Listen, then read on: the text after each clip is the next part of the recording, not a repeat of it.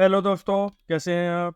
आज मैं फिर आ जाऊँ आपके सामने आपका यूट्यूब चैनल पे वेब कोडिंग विद अंकुर में। तो आज का जो टॉपिक होने वाला है वो होने वाला है कि जेनेरिक फंक्शन हम कैसे क्रिएट कर सकते हैं टाइपिस्ट में।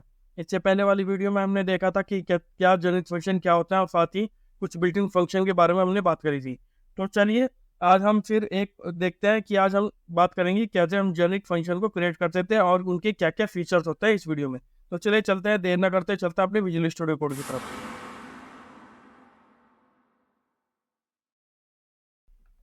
तो कल जैसा कि आपको पता है कि कल हमने बात करी थी कुछ बिल्ट इन जेनिक्स के बारे में और जेनिक फंक्शन क्या आता है। आज हम एक सिंपल जेनिक फंक्शन क्रिएट करेंगे और उससे पहले पहले देखेंगे एग्जांपल के थ्रू कि जेनिक फंक्शन क्रिएट करने का लॉजिक क्या है। ठीक है, तो चलिए पहले क्या करते हैं, या आप हम ये हमारा विजुअल स्टूडियो का प्ले ग्राउंड है। ठीक है, ये मैं क्या करता हूँ, इसे कमेंट आउट कर देता हूँ। ठीक है, और सेव कर देता हूँ। ये मेरा सर्वर रनिंग ऐप है। ठीक है, अभी ये कुछ नहीं है। तो चलिए एक एग्जाम्पल बनाते हैं और एग्जाम्पल में आज हम बनाएंगे जेनिक फंक्शन। तो जेनिक फंक्शन बनाने से पहले एक फंक्शन मैं बना लेता हूँ, तो उसको देखेंगे फिर जेनिक हम कैसे अप्लाई कर सकते हैं एक सिंपल फंक्शन में। तो मैं क्या लूँगा, मैं फंक्शन लूँगा मर्ज। ठीक है, इसमें इसके पैरामीटर में दो ऑब्जेक्ट लेने वाला हूँ, ओबीजे ए जो मेरा एक ऑब्जेक्ट टाइप होने वाला है। ठीक है, और ओबीजे बी। ठीक है, ओबीजे बी और वो भी मेरा एक ऑब्जेक्ट टाइप होगा।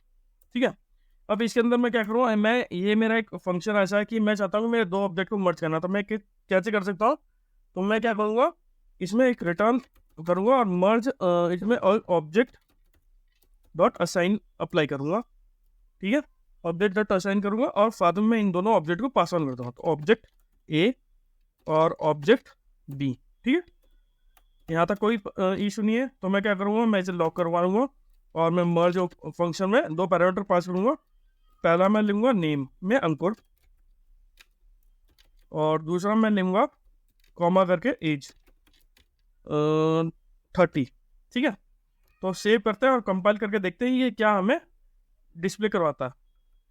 तो आप देख सकते हैं कि ये एक ऑब्जेक्ट डिस्प्ले हो रहा है और जिसके अंदर हमारा नेम और ये देखिए जिसमें हमारा नेम और एज डिस्प्ले हो रहा है। तो कोई इशू नहीं है, सिंपल एक फंक्शन है जो कि दो दो ऑब्जेक्ट ले रहा है, ऑब्जेक्ट ए ऑब्जेक्ट बी और ऑब्जेक्ट डॉट असाइन में ले रहा है। ठीक है, अगर हम मर्ज ऑब्जेक्ट पे देखेंगे तो ये हमें एक ऑब्जेक्ट टाइप दे रहा है। लेकिन प्रॉब्लम यहाँ ये है कि यहाँ अगर मैं इस पर्टिकुलर फंक्शन पे, या जैसा आपको पता है कि मेरा मर्ज जो है वो एक ऑब्जेक्ट टाइप देगा। ठीक है, अब मैं चाहता हूँ अगर मैं मान लीजिए मैंने इसे एक कांस्टेंट वेरिएबल ले लिया, मैं ले लिया ऑब्जेक्ट ओज इज इक्वल टू, और मैंने क्या किया, इसे मर्ज को कॉपी किया, कट किया और पेस्ट किया। ठीक है, सेव किया। ठीक है, कोई इशू नहीं है, मर्ज ऑब्जेक्ट हमेशा पहले की तरह रन होगा क्योंकि ये ऑब्जेक्ट है। तो मैंने इसे एक वैल्यू में असाइन कर लिया। तो ठीक है, कोई इशू नहीं है। अब प्रॉब्लम यहाँ एक प्रॉब्लम सबसे बड़ी होती है, मान लीजिए मैं कंट्रोल हटा देता हूँ। अब ये मुझे पता है कि मेरा जो मर्ज ऑब्जेक्ट है वो कॉम्बिनेशन ऑफ दो ऑब्जेक्ट है, मतलब नेम का भी मेरा पहला ऑब्जेक्ट नेम ले रहा है और दूसरा ऑब्जेक्ट एज ले रहा है। अब मैं अगर इस अपने मर्ज ऑब्जेक्ट पे डॉट नेम चलाना चाहता हूँ तो आप देखोगे कि हाँ आपको एक एरर मिलेगा देखने को। हालांकि ऐसा नहीं होना चाहिए। क्यों क्यों नहीं होना चाहिए, क्योंकि मेरा ऑलरेडी मेरे आप अगर मर्ज पे होवर करोगे तो आपको दिखता है कि मेरा जो मर्ज फंक्शन है उसमें ऑब्जेक्ट ए ऑब्जेक्ट बी और जो रिटर्न करेगा ऑब्जेक्ट। लेकिन प्रॉब्लम ये है कि ऑब्जेक्ट कई तरह के हो सकते हैं। ठीक है, ऑब्जेक्ट में स्ट्रिंग भी हो सकता है, नंबर भी हो सकता है, और हमारे भी ऑब्जेक्ट में नंबर और हम एक पहला स्ट्रिंग इसमें एक में स्ट्रिंग है और जिसमें हम नंबर एज ए एज ले रहे हैं। ठीक है, तो अगर आप देखोगे जब मैं मर्ज ऑब्जेक्ट पे अपने नेम को कॉल कर रहा हूँ तो ये क्या कहता है, property does not exist on type object. तो ये तो टाइप इसको स्पेसिफिकली पता नहीं चल रहा है कि किस तरह का जो हमारा डेटा, मतलब कि जो हमारा रिजल्ट आ रहा है वो किस तरह आ रहा है, जिसकी वजह जब तक हमें पता नहीं चलेगा तो हम कैसे प्रॉपर्टी को कॉल कर पाएंगे। तो इस केस में हम क्या करेंगे, हम बात करते हैं जेनरिक टाइप की। तो बेसिकली जेनरिक टाइप क्या करता है, वो एक तरह की फ्लेक्सिबिलिटी देता है जिससे कि हम कई तरह के फंक्शन कई तरह की पहली बात तो फ्लेक्सिबिलिटी प्रोवाइड करता है और टाइप सेफ्टी देता है, जिससे हम एक फंक्शन के अंदर हम दो तरह के टाइप को यूज कर सकते हैं। ठीक है, दो अलग अलग टाइप के साथ हम एक अपनी टाइप को यूज कर सकते हैं। तो चलिए देखते हैं कैसे करेंगे। तो अब आप देखोगे अगर, तो यहाँ मैं क्या करूँगा, जो भी जेनरिक टाइप जब हम किसी भी फंक्शन में बनाते हैं तो उसका जो सिंटेक्स है वो होता है एंगल ब्रैकेट। ठीक है, और उसमें हमें दो लेना होगा, ये एक तरह से पिन लेस होल्डर की तरह काम करते हैं जो कि पैरामीटर मेरे इस फंक्शन में आ रहे हैं। मेरा पहला होगा टी। ठीक है, अब ये जो मेरा फंक्शन में जो T as a placeholder काम करेगा जेनिक फंक्शन में, तो ये क्या है, जो टी आएगा, वो जो टी मैंने यहाँ लिखा हुआ वो टी मुझे पर्टिकुलर फंक्शन में मिलेगा। ठीक है, तो मैं इसे भी अपने टी में ले लूंगा। ये ऑब्जेक्ट है टी टाइप। ठीक है, और मेरा दूसरा ऑब्जेक्ट है यू। मान लीजिए दो डिफरेंट टाइप के ऑब्जेक्ट है, तो मैं क्या करूँगा, इसे यू ले लूंगा और इस ऑब्जेक्ट को यू ले लूंगा। ठीक है, सेव करूँगा। अभी अगर आप मर्ज को होल्ड करोगे तो ये क्या कह रहा है, ऑब्जेक्ट और यू। ठीक है, ये इंटरसेक्शन है, लेकिन मैं क्या करूँगा, अभी इसमें एक चीज़ करता हूँ। तो ये क्या होगा, एक एम्प्टी ऑब्जेक्ट दूंगा और एक ऑब्जेक्ट है। तो इंटरसेक्शन इसमें क्या मिलेगा, जब आप मर्ज पे ओवर करोगे तो आपको टी और यू का जो इंटरसेक्शन है वो मिलेगा। मतलब इसका कहने का ये है कि इस जेनिक टाइप में जो भी ऑब्जेक्ट ए और बी है, दोनों की प्रॉपर्टी इंटरसेक्शन होकर आएगी। ठीक है, तो दोनों की प्रॉपर्टी कंबाइंड होकर एक न्यू ऑब्जेक्ट क्रिएट होगा, उसके बेस पे आप इसे रन कर पाओगे। अगर आपने देखा होगा तो पहले जो मर्ज ऑब्जेक्ट में जब हमने टी या यू जो जेनिक प्लेस होल्डर यहाँ लगाए थे फंक्शन में, जब नहीं लगाए थे तो ये एरर आ रहा। अगर आप देखोगे, आप जब मर्ज ऑब्जेक्ट पे करोगे तो मर्ज ऑब्जेक्ट में आप देख सकते हो एक ऑब्जेक्ट है, साथ ही एक आपका नेम के साथ स्ट्रिंग और एज के साथ नंबर है। ठीक है, सबसे बड़ी बात यही है कि जेनिक फंक्शन में दो डिफरेंट टाइप के ऑब्जेक्ट के साथ काम कर सकता है। पहला देखिए, पहला ऑब्जेक्ट में आपके स्ट्रिंग नेम आ रहा है और दूसरा ऑब्जेक्ट में आपका एज जो है नंबर है, तो यानी दो डिफरेंट टाइप हुए।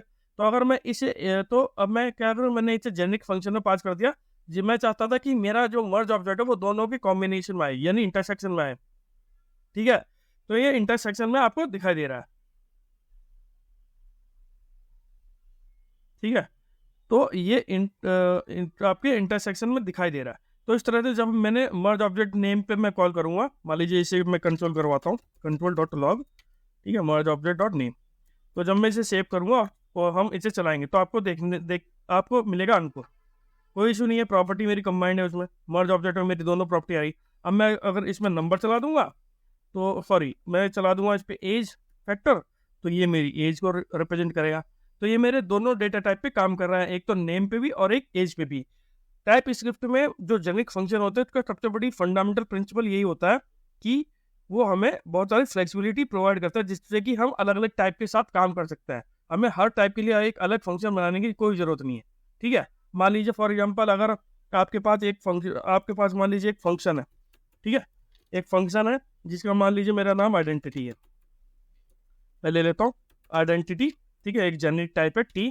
ठीक है, मैं बना लेता हूँ टी, एक टी जेनिक टाइप है, फंक्शन है, ओपन करूँगा मैं इसे, और इसमें क्या होगा, एक वैल्यू आएगी मेरी पैरामीटर में। ठीक है, मैं खाली एक एग्जांपल से आपको और एक और एग्जांपल आपको समझाना। तो मेरा टी टाइप है और जो मेरा रिटर्न होगा वो भी टी होगा। ठीक है, जो भी मेरी वैल्यू होगी, जिसका भी टाइप मेरा वो होगा, तो मैं इसे कर दूंगा रिटर्न जो मेरी वैल्यू होगी। ठीक है, कोई प्रॉब्लम नहीं है, मैं उस वैल्यू को रिटर्न कर दूंगा, तो रिटर्न में लिखूंगा और वैल्यू को रिटर्न कर दूंगा। ठीक है, अब मैं इस फंक्शन को कॉल कैसे करूँगा, तो मैं इस फंक्शन को इसमें ऐसे कॉल करूँगा, मान लीजिए तो मैं कंट्रोल डॉट लॉग, मैं 3 वैल्यू को रिटर्न करूँगा। तो आइडेंटिटी और मैं इसमें नंबर पास कर दूंगा 5। ठीक है, अब इस नंबर 5 में मैं क्या करता हूँ, इसमें मैं एक स्ट्रिंग भी पास कर सकता हूँ। तो 5 में मैंने क्या करा, हेलो वर्ल्ड मैंने लिख दिया। एक और मैं लिख सकता हूँ, एक एरे बना सकता हूँ 1 2 3 4 5। तो ये क्या है, आपके सामने 3 तरह के डेटा है जो मैं इस पर्टिकुलर आइडेंटिटी वाले फंक्शन में पास कर रहा हूँ। और आइडेंटिटी जो हमने यहाँ बनाया हुआ है वो एक तरह से जेनिक टाइप है। जेनिक टाइप मतलब जो डिफरेंट डिफरेंट वैल्यू पे काम करता है। अब अगर हम इस वैल्यू को कंट्रोल करेंगे, सॉरी, तो हमें क्या देखने को मिलेगा, तो चलिए रन करके देखते हैं क्या आउटपुट हमें मिलता है। तो चलेंगे कंट्रोल पे, तो आप देख सकते हो आपको 5 मिला, आपको हेलो वर्ल्ड मिला और आपको एरर मिला। तो इससे सबसे बड़ा जो मैंने आपको वो बताया, इसका जो फंक्शन का वो होता है कि फ्लेक्सिबिलिटी प्रोवाइड करता है, जिससे कि हम डिफरेंट डिफरेंट डेटा पे काम कर सकते हैं। दूसरा, ये हमें टाइप सेफ्टी प्रोवाइड करता है। मतलब ये दूसरी इसमें क्या चीज़ होती है, वो होती है टाइप सेफ्टी, कि जो हम इनपुट देते हैं वही हमें एक एज ए रिटर्न टाइप मिलता है। ठीक है, अगर हम स्ट्रिंग पास करेंगे तो हमें स्ट्रिंग मिलेगा, और अगर नंबर पास करेंगे तो हमें नंबर मिलेगा, और अगर स्ट्रिंग नंबर करेंगे तो हमें ऑलरेडी इंटरसेक्शन जो मैंने आपको करके दिखाया वो मिलेगा। और इसमें इसकी थर्ड फीचर ये होता है कि कोड फ्लेक्सिबिलिटी है, रीयूजेबिलिटी है, तो हमें वो कोड को बार बार नहीं लिखना पड़ता, हम एक बार वो फंक्शन बना के अपने मल्टीपल कोड सोर्स में यूज कर सकते हैं। तो इस तरह से हम अपने जेनेरिक फंक्शन को टाइपस्क्रिप्ट में बना सकते हैं। तो आई होप आपको ये जेनेरिक फंक्शन कैसे यूज करना है और कैसे बनाते हैं हम समझ में आया होगा। अगर आपको कुछ इशू है या डाउट है, आप मुझे कमेंट बॉक्स में लिख के बता सकते हैं। तो प्लीज़ मेरे चैनल को लाइक कीजिए, सब्सक्राइब कीजिए। Thank you.